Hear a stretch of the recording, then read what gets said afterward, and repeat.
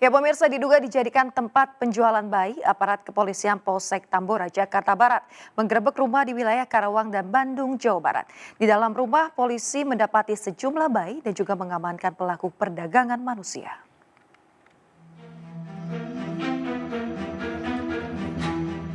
Polsek Tambora menggerebek sebuah rumah yang diduga dijadikan tempat penjualan bayi di wilayah Karawang dan Bandung, Jawa Barat. Dari rekaman video, tampak sejumlah bayi tengah tertidur di dalam sebuah rumah.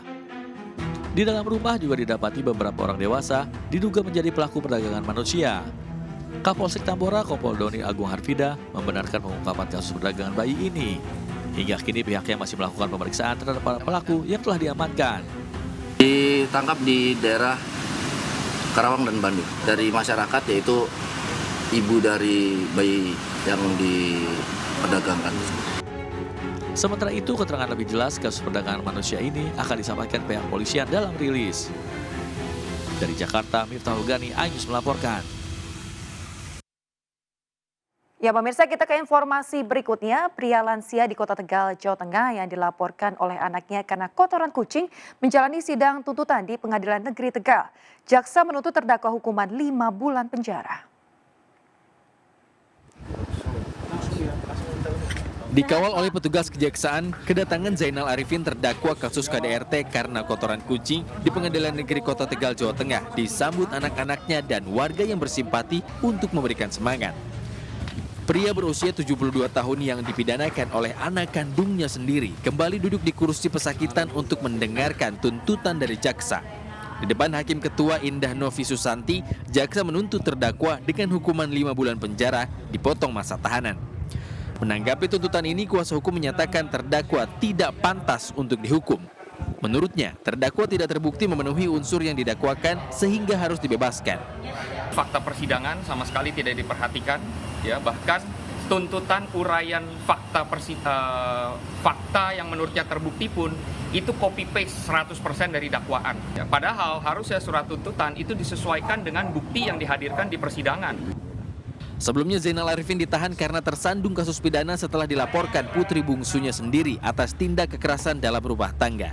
Kasus bermula saat korban menolak membersihkan kotoran hewan peliharaan kucing di rumahnya. Dari Tegal, Jawa Tengah, Yunibar, iNews melaporkan. Kita ke informasi selanjutnya pemirsa, seorang ayah di Surabaya, Jawa Timur rela menyumbangkan ginjal untuk anaknya yang mengalami penyakit gagal ginjal. Operasi transplantasi ginjal berlangsung di Rumah Sakit Pusat Angkatan Laut Dr. Ramelan Surabaya dan menjadi yang pertama kalinya. Perasaan saya tidak bisa saya bayangin waktu itu. Rasa bersalah iya, rasa penyesalan iya. Tangis Pamuji Rahayu tidak terbendung saat anaknya menjalani operasi transplantasi ginjal. Di situ perasaan bersalah sampai sekarang masih menghantui saya. Bagaimana tidak, putrinya Gayu Lawandeng menjalani operasi transplantasi ginjal dengan mendonor yang tidak lain adalah ayah kandungnya, Agus Arifin. Putrinya diketahui mengidap infeksi ginjal kronis selama 2 tahun. Operasi transplantasi ginjal ini berlangsung di Rumah Sakit Pusat Angkatan Laut Dr. Ramelan, Surabaya. Operasi tersebut merupakan pertama kalinya bagi Rumah Sakit TNI Polri. Kita melaksanakan koordinasi sebagai pengaku adalah tim transplantasi ginjal RSUP Dr. Karyadi karena melihat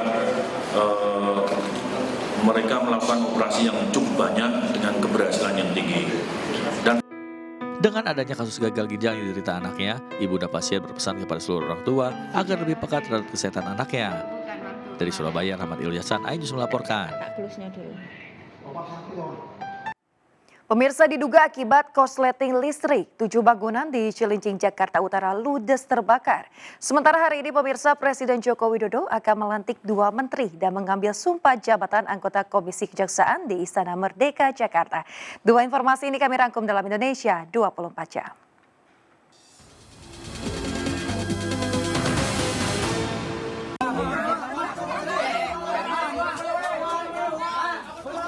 Kobaran api membakar rumah, bengkel, dan bangunan pengepul barang bekas di Semper Timur, Cilincing, Jakarta Utara.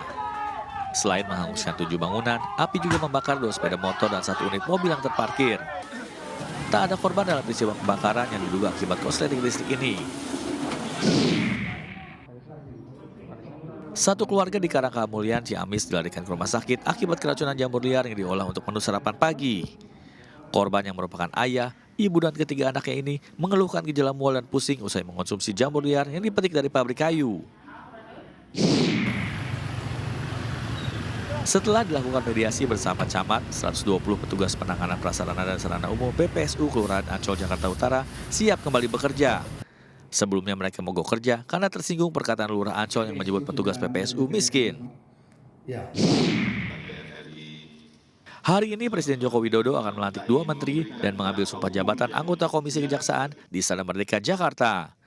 2 menteri tersebut yakni Hadi Cahyanto menjadi Menko Polhukam dan Menteri ATR BPN akan diisi Ketua Umum Partai Demokrat Agus Harimurti Yudhoyono.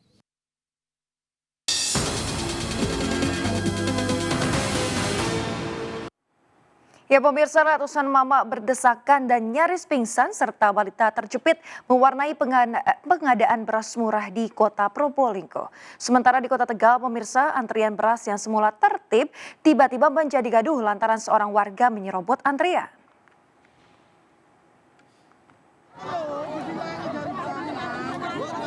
Pemandangan memprihatinkan ini terjadi di kota Probolinggo, Jawa Timur.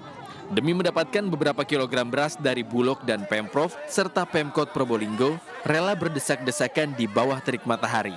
Yang kuat akan bertahan, sementara yang lemah pingsan akibat kelelahan. Ironisnya di antara warga ini juga terdapat banyak balita yang menangis akibat tergencet di tengah antrian. Beruntung petugas sigap dan mengeluarkan manula yang nyaris pingsan serta balita dari antrian. Desak-desaan? Iya, sampai mulai tadi. Ada serapot tadi di situ. Ada yang pingsan ya? Iya, ada yang pingsan tuh ada. Sementara di kota Tegal, Jawa Tengah, antrian beras yang awalnya tertib berubah menjadi ricuh lantaran ada seorang warga yang menyerobot antrian. Seorang warga yang mengaku sebagai pedagang di pasar Kejambon berdalih punya prioritas untuk didahulukan sehingga memicu adu mulut. Akibat kericuhan ini penjualan beras murah sempat dihentikan. Selain beras, kenaikan harga juga terjadi pada komoditas cabai. Di Pasar Besar Jember, Jawa Timur, harga cabai bahkan meroket hingga lebih dari 100%. Cabai rawit hijau yang biasa dijual Rp19.000 per kilogram, kini dijual Rp27.000. Rawit merah dari Rp25.000 menjadi Rp60.000 dan cabai merah besar dari Rp30.000 per kilogram menjadi Rp70.000. Kondisi ini terjadi lantaran pasokan dari petani menurun akibat cuaca buruk dan tingginya permintaan. Tim Liputan iNews melaporkan. Pemirsa, pencurian tiang lampu taman di Kelapa Gading Barat, Jakarta Utara viral di media sosial. Sementara itu di Kabupaten Bogor, Jawa Barat, pemirsa, komplotan penjahat menggasak uang puluhan juta rupiah dari dalam mobil yang terparkir di Pasar Citerup. Diambil.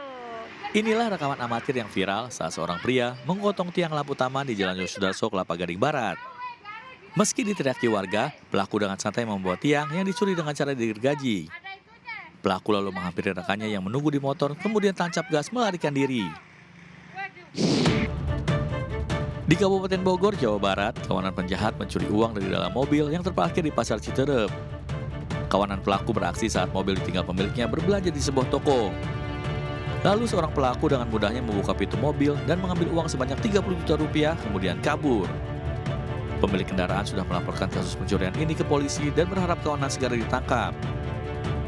Miris akibat berbeda pilihan calon legislatif, sepasang suami istri di Kabupaten Lebak diusir pemilik tanah. Informasinya sesaat lagi di Buletin iNews ya.